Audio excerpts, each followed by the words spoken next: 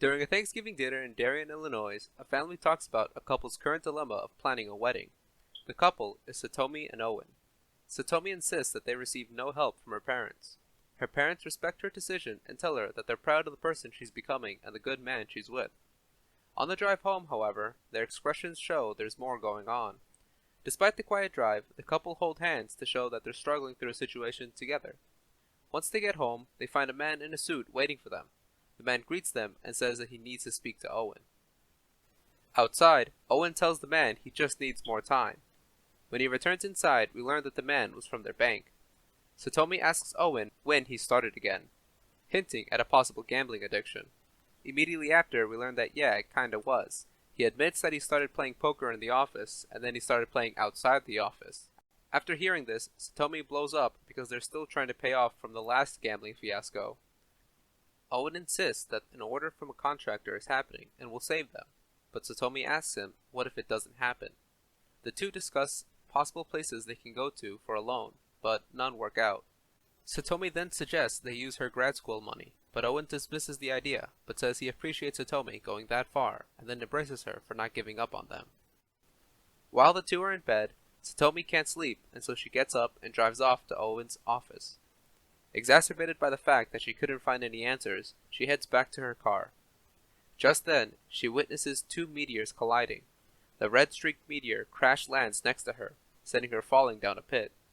As she's falling, she grabs the radiant black hole and transforms into radiant red. Still falling, she absorbs the debris around her and converts it into armor to break her landing. She contemplates what just happened and quickly picks up that she absorbed the rocks. The next day, she arrives at her bank filled with the confidence of having superpowers. She asks the banker what loan options she has to try and remedy her fiancé's debt.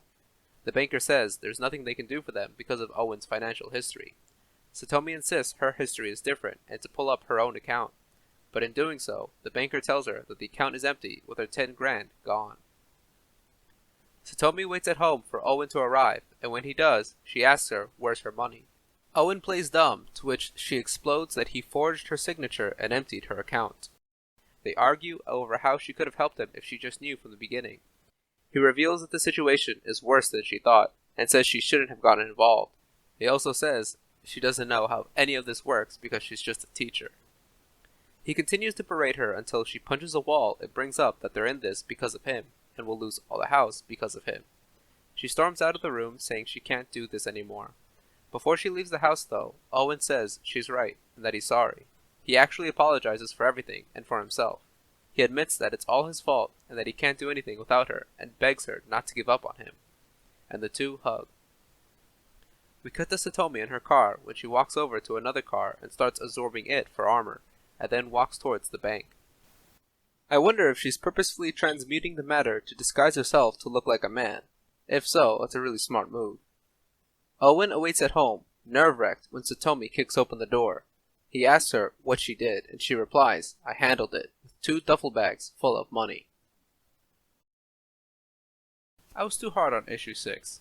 Issue 5 left on a cliffhanger, and getting a whole issue that was just a flashback didn't feel great. After rereading issue 6 though, I appreciate it a lot more now. It was like reading issue 1 again. Our protagonist has money issues, and we see them at their lowest. The difference between Satomi and Nathan, however, is that she didn't have her parents to help her, and her financial issues were not her own doing. The biggest key difference is what they ended up doing with their powers, making for a really interesting what-if scenario if Nathan robbed banks too. I hope you guys enjoyed the video, and let me know if what you guys thought about the editing, so I can make sure the next video gets better quality. Peace out, y'all.